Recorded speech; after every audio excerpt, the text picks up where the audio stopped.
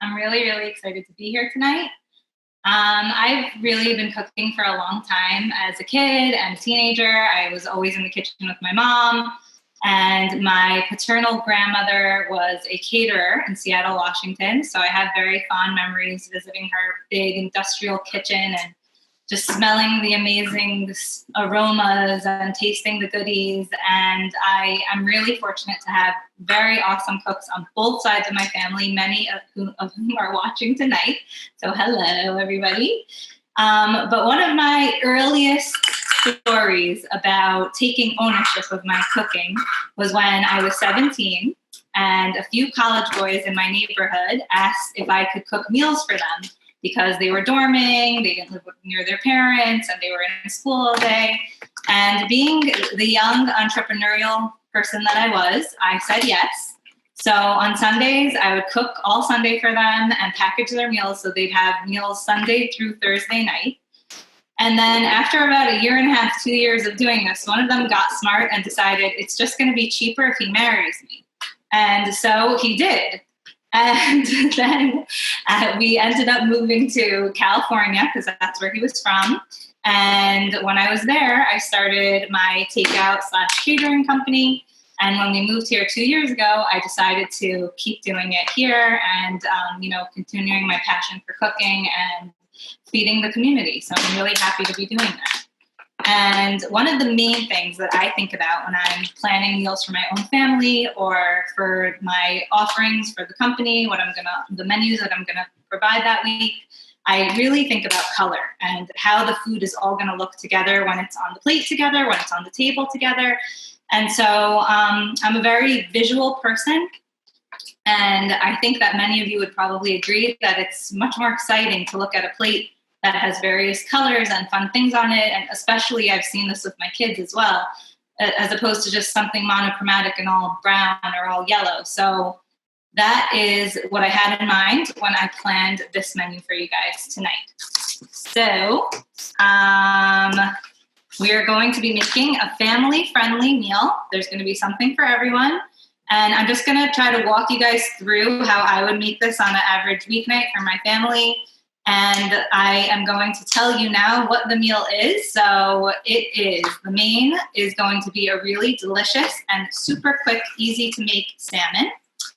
I'm going to be also making an orzo mac and cheese for the kids. It's a really big hit, as well as baby carrot muffins and a very refreshing salad to go with that. And then I will keep the dessert a surprise, but it's actually my favorite desserts of all time. So that is going to be at the end, and my son's favorite dessert as well. So just pour yourself a glass of wine, sit back, relax. Like Rachel and Sandy said, you don't need to take notes. Everything will be provided for you, and just enjoy the show. So I'm going to start with the carrot muffins.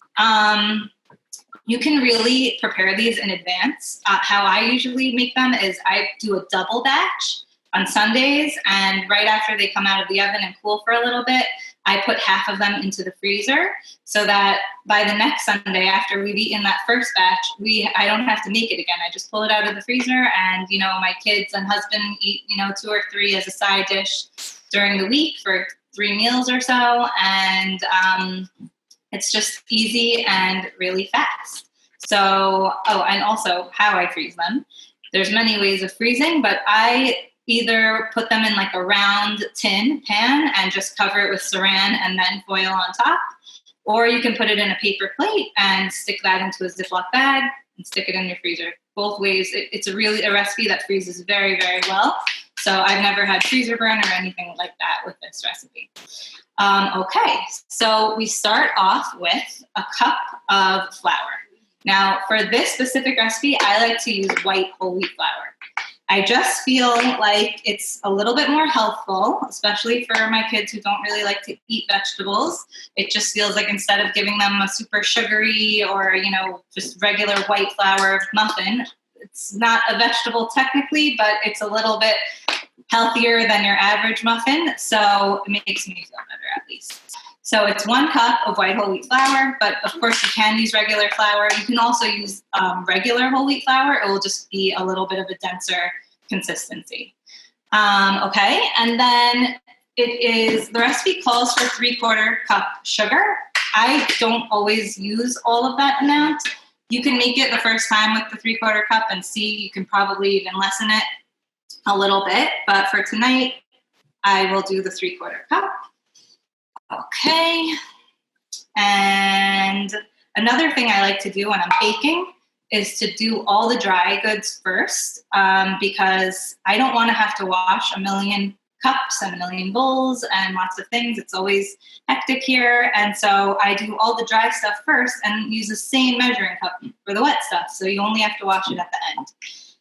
Okay, so we have our flour, our sugar, and then it calls for a teaspoon of baking soda. So I'm just going to shake this into my teaspoon. 1 teaspoon. A teaspoon of cinnamon. It really just gives it a nice, like, warm flavor. I really like adding the cinnamon, and makes it smell really good too when it's cooking, when it's baking. Okay. Then for the wet stuff, it calls for 3/4 cup of canola oil. And doing in my same measuring cup, so you're only dirtying 1. And 2 eggs, which I have ready over here. Okay, 2 eggs. 1 and 2. And then the real easy part of this recipe is the how you get the carrots. So I've seen recipes before where they have shredded carrots and grated carrots, but just my kids in particular, I have one son who's very sensitive to texture, and he won't eat something that has that grated carrot consistency. So instead, excuse me one sec, I grab a towel. Instead, I like to use jarred baby food. So there's a few different brands out there. This is the Gerber one. They do come in these little packs. They're not as easy as the glass jars. I think Earth's Best makes a really good one in a glass jar, but this is what Instacart could deliver this week, so this is what we have. It takes a little bit of strength to peel back these tabs, but all you do, just pour it in. And so it calls for 3 4-ounce jars or 3 4-ounce ones of these little packets. Okay, so that was one. There's the second one. You guys see? Okay. And the last one. These little cardboard pieces, for some reason, my kids really like to play with them, so I save them for them. I don't know. It's just a free toy that comes with your Gerber baby food. A second, you please don't do that. Okay, my helper is in the background there. Okay, that is really it. You can prepare this in a KitchenAid. You can use a handheld mixer, but personally, I really don't even think you need to. You just mix with a spatula or some kind of mixer or spoon. You'll be done in a minute or 2. Just make sure to get all the clumps out. And that's really it. It took a few minutes to make, and it's really, really yummy. The kids all really like it. And the way that I bake them is I bake them in a mini muffin tin, because I find that when I give my kids a big muffin, they take two bites, eat half of it, and leave it there. But when I make these mini versions, they'll eat a whole one, 2 whole ones, sometimes even 3, and I feel like I'm wasting a lot less. So I'm going to just put this into my pre-greased mini muffin tin here. I like to use a 1/4 cup measuring cup to help me scoop, because it just is less messy than pouring directly from the bowl. And I find that the amount that's in the 1/4 cup is generally just about how much I want to fill the tin. Let me see if I can show you guys. Where am I? There we go. So you just about fill it right to the top. And that is pretty much all it takes. And if you're baking it in a mini muffin tin, it bakes on 350 for about 18 to 20 minutes. If you do want to bake it in a regular muffin tin, which you totally can, especially if you're having like more of an adult meal or you're serving it as a side for Shabbat, you can bake it in a regular muffin tin, but I would just bake it a little bit longer, probably about 28 to 30 minutes or so. You can also, I'm just going to put this up here for now. So the other thing you can do that's really fun, if you have, I have one of these cute muffin tins that have a design. So I sometimes will make it in that, and they come out really cute. I actually made a few for you. So there we go. We put the batter away, and voila, the muffins are ready. Here is what the ones look like from that pretty tin. So these are kind of more adult.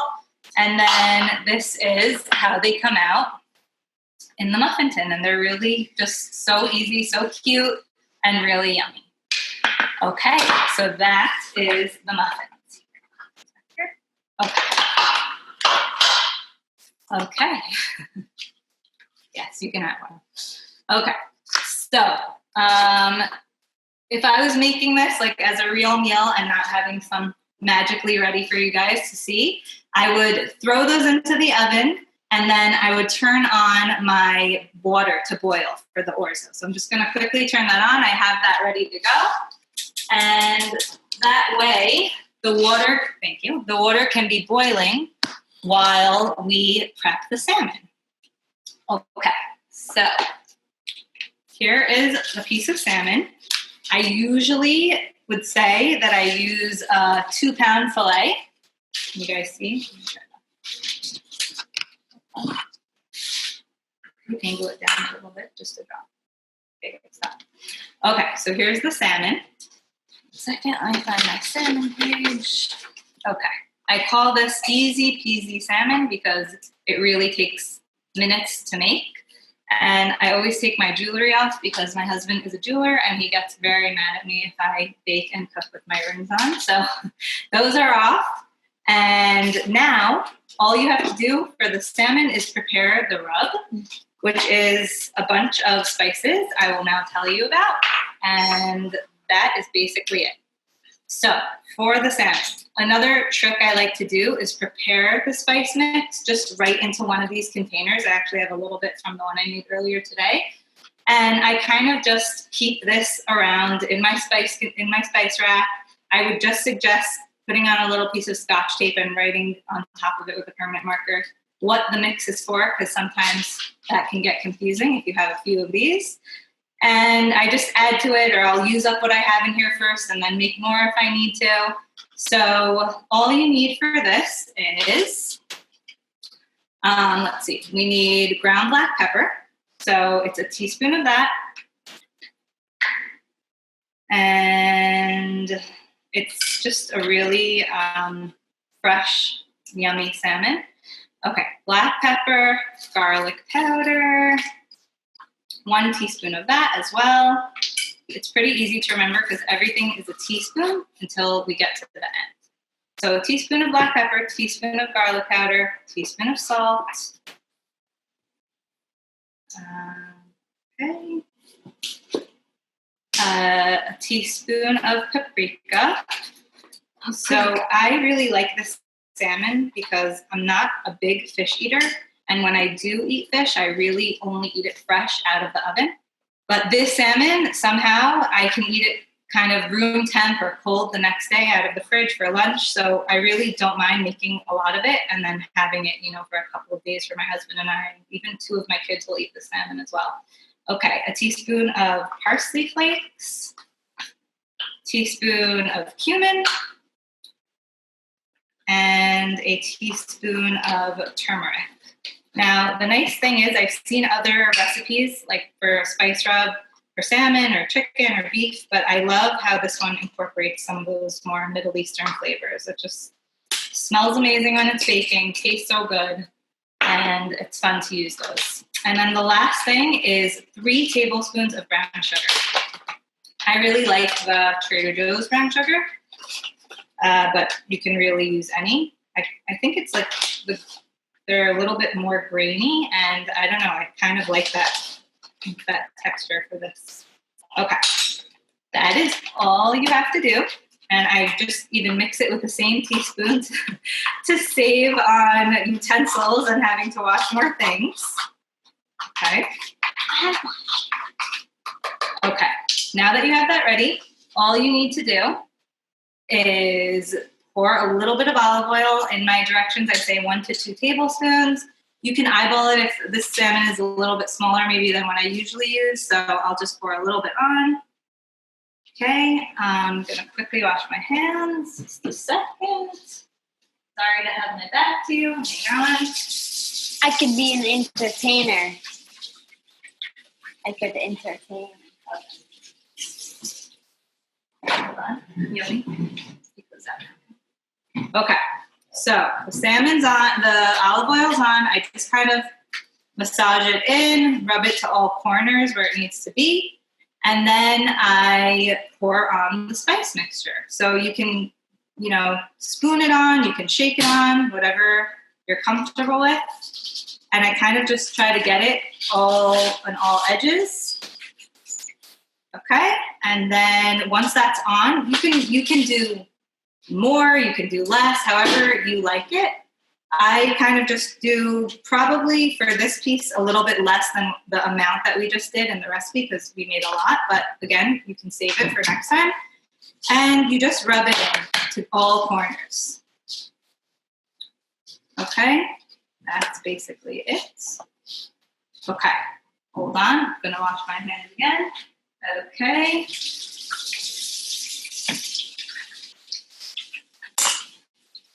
Okay. Now, I will show you what this looks like when it comes out of the oven. So we'll put it into our magical oven. Ta-da! And this is what it looks like. I cook it on 350 again for about 18 to 20 minutes. And it just has that really rich, nice, a beautiful color, and it smells really good. It's just something really nice to dress up any plate. And that is basically that salmon. Okay, there we go. So 2 down. Let me just see if I wanted to tell you guys anything else about that salmon. Okay, I think that was everything. Okay, so now we are up to the salad. So I am going to grab it in a second. Okay. So in the interest of saving time tonight, because I didn't know how we'd be on time, I prepared the salad with all the fixings. Now we're going to make the dressing together, so I'm just going to move this stuff over. But a couple of things about the salad. First of all, it's called Mom's Amazing Salad. But it's not actually my mom's recipe. It was one of my great uncle's recipes, but somehow our whole family started calling it Mom's Amazing, and the name just stuck. And so that's what we continue to call it. I think it's amazing because it's just a really refreshing dressing, and it's very versatile. It can really go with lots of ingredients. You can really make it your own. Whatever you like to put in salad pretty much can go with this dressing. So the things I always put in the salad is a base of some kind of green. So either arugula, lettuce, baby spinach, spring mix, really any base of greens, put it in on the bottom. My husband's on an arugula kick, so tonight I put in arugula. And I also always do grape tomatoes, just cut them in half like that, a handful of them, half a cup. An avocado diced, as well as baby cucumbers, 2 of them. I put those in as well. Sometimes I put in a red onion, but again, my husband doesn't love the taste of raw red onion, and the dressing does have shallot in it, so I don't want to overload him with that. So I usually leave that out if I'm making it just for us, but if I'm serving it as a meal, I will put that in. I do think it adds an extra flavor. And tonight, just for fun, I put radishes, which are really pretty and also provide a lot of color, and some celery that gives it that extra crunch, and some shredded carrots. So that is everything for the base of the salad. And now we can make I have my avocado here. I just didn't want to put it in too early. So I'll just cut, 4 lines down, about 4 or 5 lines across, and just scoop it in. Okay. So that's that. Okay. All right. For the dressing, I thought I had a little container here. Hang on 1 second. Grab it. Okay. So again, I like to use these containers, or you can use the disposable ones. Really, they're great to have if you had a set. I really like the small sizes for dressings and spice mixtures and different things like that. Okay, so this dressing calls for 1 shallot, finely chopped. So I'm just gonna take off the outer layer. Okay. And remove all of that. Okay, I just like to cut it pretty small. It doesn't have to be teeny tiny. Okay, I'll do it on the edge of my counter so everyone can see. I cut it into rounds first, then I kind of stand them up, and I'll go the other way, make them into little, and they kind of just fall into these small pieces because that's just the nature of how they work. Okay, so I got my shallot cut up. I'm going to add it to my little cup here. Okay. And while we were doing that, I hear my water boiling, so I'm going to pour the orzo in so that can keep going while we're finishing up with this. Just a second. Okay.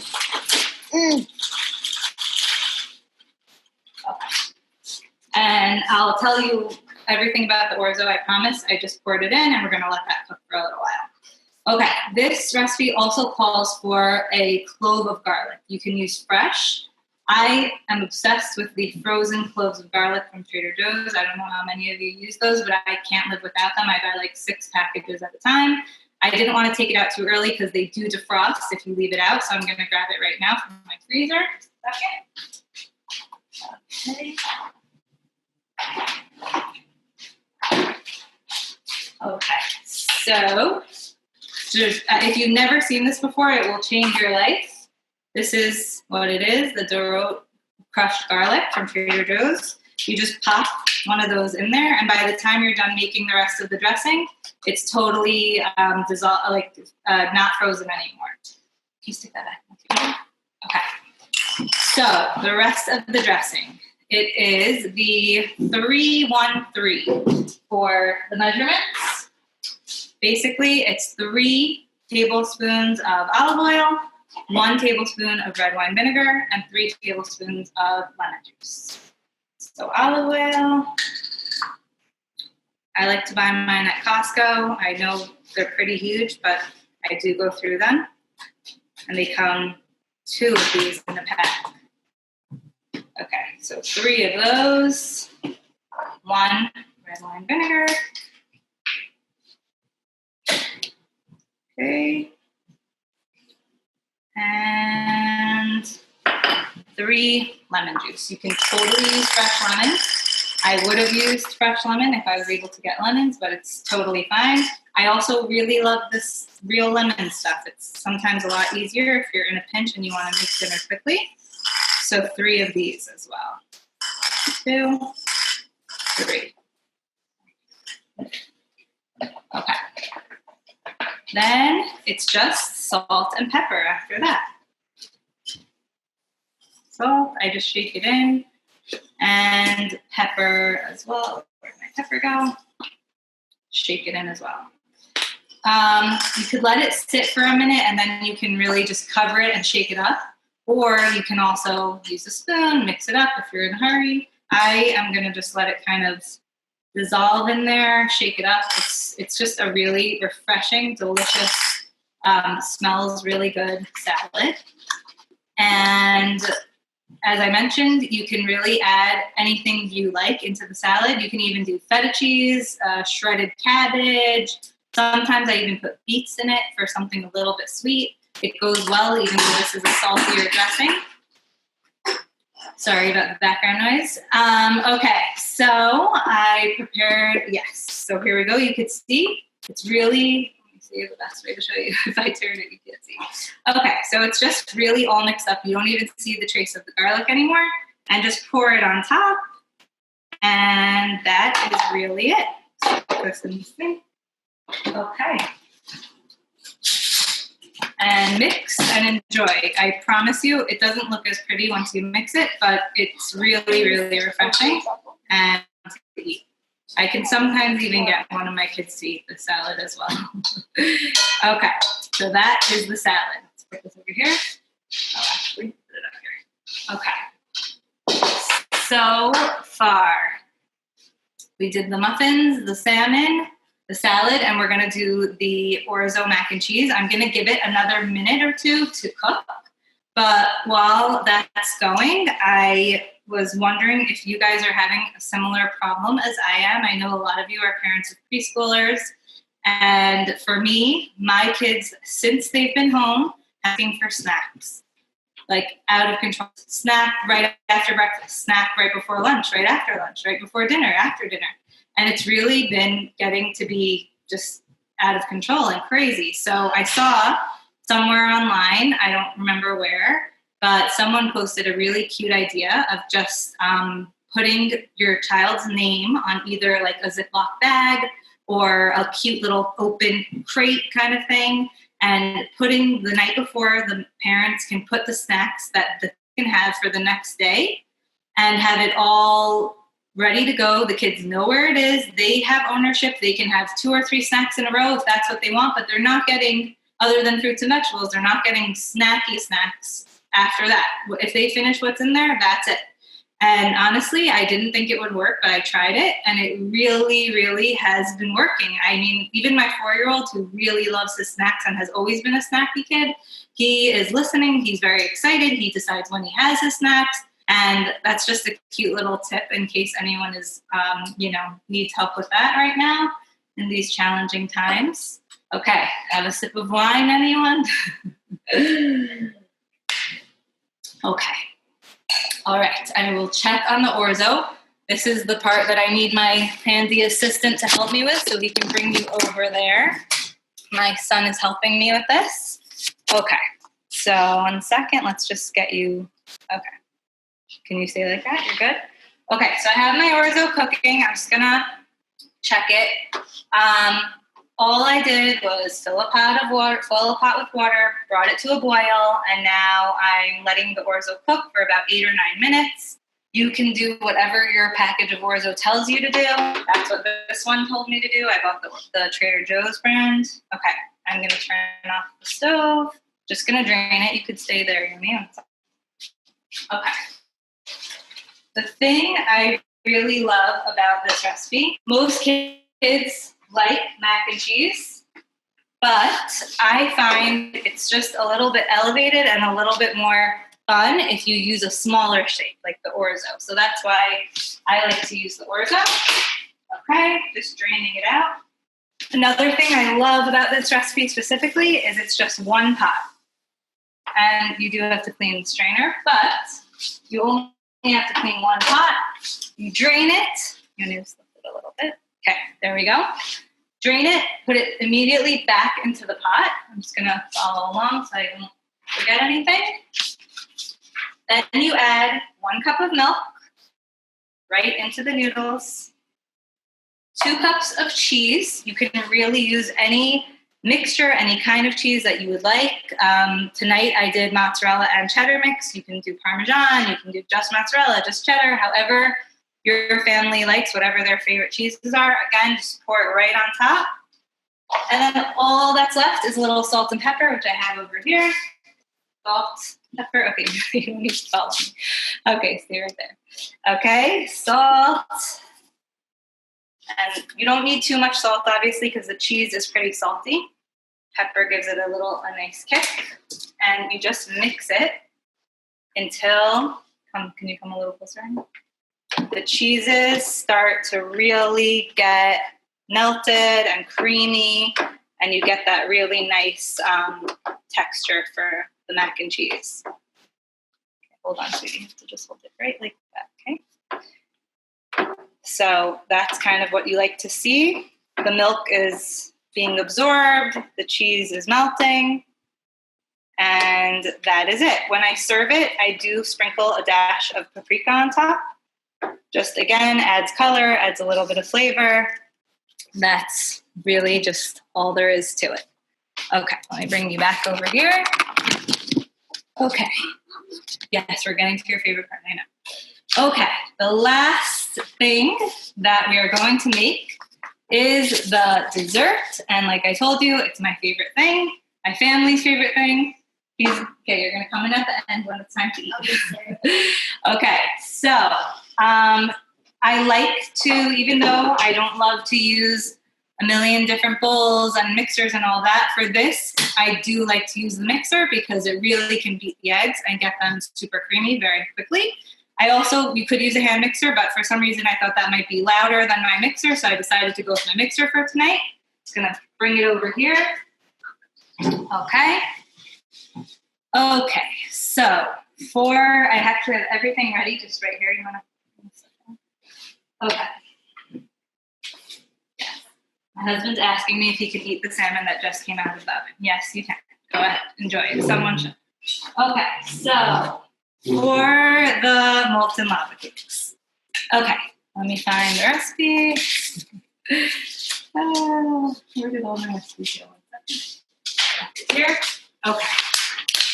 So what you do is, by the way, this is not healthy at all. This is not healthful at all. This is just fun and really, really delicious. So just, enjoy it. Okay. You have to preheat your oven to 450 degrees for this one. The first thing to do is, after you preheat the oven, I coat ramekins with nonstick spray. Now, usually the recipe, my ramekins are a little bit large, so I usually fill 8 of these. And if you don't have ramekins, go out and buy some or order some from Amazon because it's worth it just for this recipe. But you can also make other things with in ramekins. You can do individual pies, little cut up fruit salad individually. You can even, sometimes my kids like to have soup out of the ramekins because it's just more fun, a little bowl, I don't know. So you will use them, but I promise you worth it just to make this.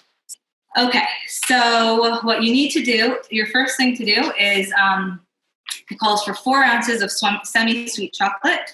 You can use like a baker's chocolate bar and break it up, but even easier, I just use chocolate chips. So 4 ounces of those and a stick of margarine. I pulled it out of the fridge a little while ago so it would come to room temp. Oh, let me show you what I'm doing, guys. Sorry. I'm just going to cut it into little squares so it melts faster. Okay, 4 or 5 squares. And you put the margarine in with the little chocolate chips in a small bowl. And you do have to microwave it for about on 30-second intervals. I usually only have to do 2 or 3 of those, but everyone's microwave is different. So I'm just going to stick that in. Okay, 30 seconds on that. And while you're doing that, you can, but you can crack your eggs. So it calls for 4 eggs. I'm just going to crack them. 1. And the eggs go directly into the mixer. 2. Okay. 3. And 4.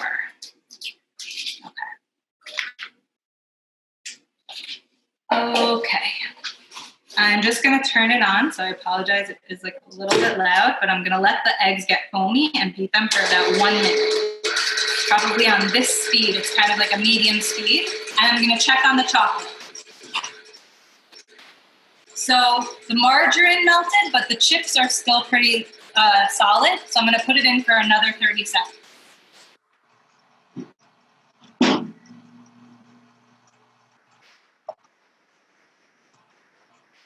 Okay.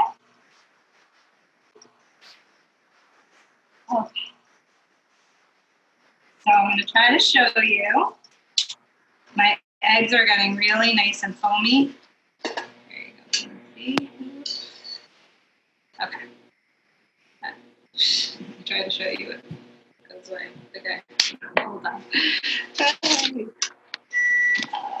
Okay, that really foamy kind of yellow color. Fix it. Okay, and now I'm going to pull out the margarine chocolate mix. It's looking really melted now, and I just give it a real swirl with my little mini spatula. It's kind of hot, but you can see it's getting really melty, just really nice and chocolatey. I see like a couple of clumps in here, but that's really fine. It's hot, and if I let it sit, it will melt as well. Okay, so that's the chocolate's done. Back to the eggs. We add 1.5 cups of sugar. I know, I promised this was not healthy, so we have to make it yummy, right? Okay, so to the eggs, add the sugar. Again, we have to mix. You're gonna see it's gonna get really more yellow color than it already was. And again, that foaminess, that's what we're looking for. Okay. Okay, just another minute, that's fine. I'm gonna add the flour. I wasn't sure how long everything was gonna take, so for this last one, I just portioned everything out already. So this is 3/4 cup flour. Pour it in. And a teaspoon of vanilla. Again, I like to get mine at Costco. I do get through these things, so I might as well buy it big. Okay, 1 teaspoon. And that's it. We're going to mix that up now for another minute on medium speed. And while it's beating, this is the only tricky part of this. You have to just angle this right and pour the melted chocolate into the mixture. So here it goes.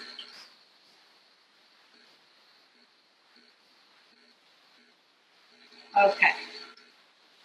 That's really all there is to this. Here. Okay, I'm going to let it go a little bit faster. Okay. Okay. Done. Sorry for the loud noise. Okay. Now it's ready. I'm just going to let all of that stuff drip off the whisk for a minute. And again, when I'm filling my ramekins, I really like to use a smaller measuring cup, something with a spout, so it's just less messy. And I'm going to take this out so it doesn't drip all over the mixer when I take this off. Stick it in here. Okay. So just kind of pour the batter into the measuring cup. And you want to fill these about halfway. Can you see? Just going to fill the ramekins now about halfway. So they have a little bit of room to puff up. Okay. So you just fill them all up. It's usually about 8 of them. And then you stick them in the oven on 450 for 14 to 15 minutes. You really don't want them to go too much longer because then the inside won't be really gooey. And I am now going to have my assistant, he's been waiting for this all night, to bring us our chocolate molten lava cakes that we made earlier to show you guys. Just one thing to remember, the ramekins will be hot, so be careful when holding them. Are they hot? Yeah, you can eat it. You might want to get a little towel or a pot holder or whatever to eat them. And how is it? Great. And I'll just show you the inside of one so you have the idea. The outside's kind of a little bit crispier, and the inside has that Melty chocolate. That melty chocolate. Here we go. Let me try to see what's in there. It's really nice and melty and warm. And that is our favorite dessert and our family dinner. Oh, and I wanted to show you guys a picture of the whole dinner together. Hang on 1 second. Let me grab my plate here. I'm just going to get my mac and cheese on the plate. Guys, what's your address? I'm coming over.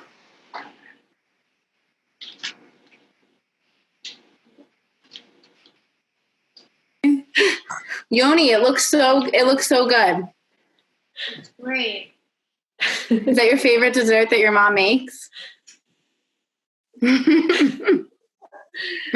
So Rachel, while you're putting that together, we got a question asking if you grease the ramekins before you bake it. I thought I mentioned that. I do. I'm sorry. I do grease the ramekins. Got to grease them really, really well. But they, they don't. Nothing gets too stuck on there. But if you do grease them well, you won't have a problem. Perfect. And this is the final plate of dinner. So you got all your colors. Beautiful. And you can just enjoy.